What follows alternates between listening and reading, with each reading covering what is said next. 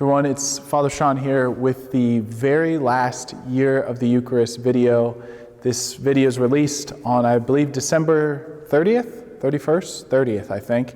And the year of the Eucharist ends on January 2nd.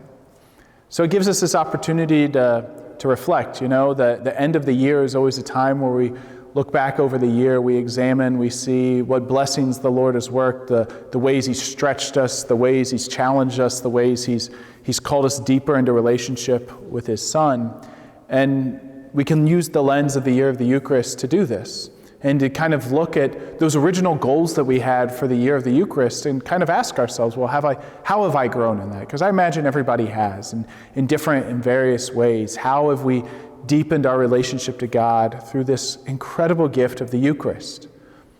So to think about those four goals that we set out, I think in the very first year of the Eucharist video, maybe it was the second year of the Eucharist video, one of those goals is intentionality, that all of us are more kind of focused on the Mass. And maybe that means even you just kind of compare yourself to how have you gone through the Mass? Have you had attention to those different aspects and realize, okay, this is a sacrifice, or oh wow, this is the song of heaven, or even to have that intentionality when you're before Mass. Okay, what am I going to do before I come to Mass? To have that greater kind of focus, that planning, that attentiveness to the Eucharist and the Mass and what it means for us. And so to ask ourselves, have we grown in intentionality?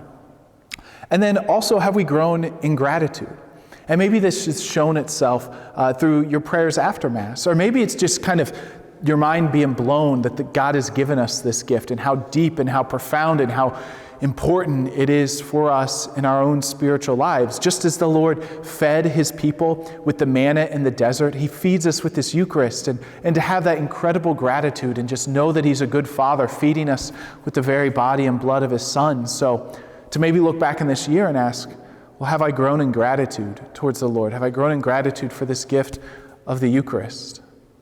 One of those other goals that we had was reverence, to have a deeper awe for this gift of the Eucharist. The more we know just what it is and who it is and how important it is and what it means that it's not a reminder of Jesus' body and blood, but it's actually God Himself. And how do we act around that? You know, how do we act in a church? How do we behave after Mass? What sort of conversations are the first conversations that we have as we're leaving Mass? Is it, look how good God is to us? Or is it, Father's homily was so-so this week? And maybe that's honest and fair or whatever, but to even think about what are our conversations like, right? And does that show our own reverence? What's our attitude? What motions do we make? What are our genuflections like? Do we have these exterior signs of our interior heart being devoted to the Lord? And then the final goal is the witness. How do we live the Eucharist throughout our lives?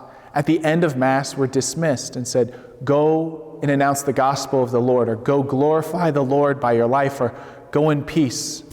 And do we live that? Right? Do we go from here willing to give witness to what God has done for us and in us? Are our whole lives living Eucharistically in thanksgiving to God? And are our lives willing to share the good news of the Eucharist? Maybe it's with somebody who's fallen away from the Catholic faith, or maybe it's just somebody who doesn't realize exactly what God's doing for them. You know, maybe somebody's struggling and they just need they need to remember. They need to remember what the Eucharist is and what it means for their lives. So it gives us this opportunity. Here's where we're at the end of 2021. We're at the end of this year of the Eucharist to reflect upon all that the Lord has done for us. And have we grown? Have we grown in reverence? Have we grown in intentionality? Have we grown in gratitude? And have we grown in our witness that we're willing to make? And it's a simple questions that we can ask ourselves to have that kind of year in review.